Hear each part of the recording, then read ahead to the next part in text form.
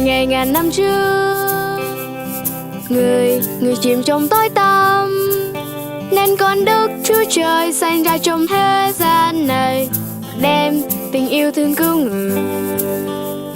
Ngài được gọi là Emmanuel, Ngài ở cùng chúng ta, xa ngôi bao Chúa xuống đời, ôi ơn Chúa cao vời, tin mừng rao ra khắp nơi.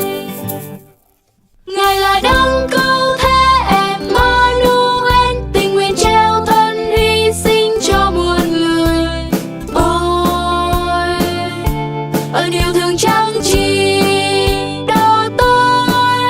Ngài là đấng cứu thế Emmanuel, Ngài luôn bên con dân đưa mỗi ngày.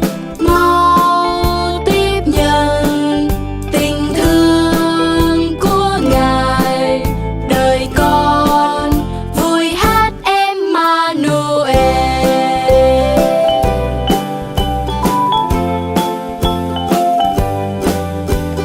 La la la la la la la la la la la la la la la.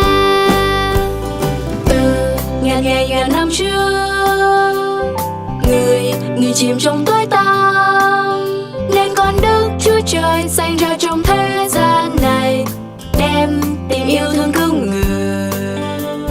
Ngài được gọi là Emmanuel, Ngài ở cùng chúng ta,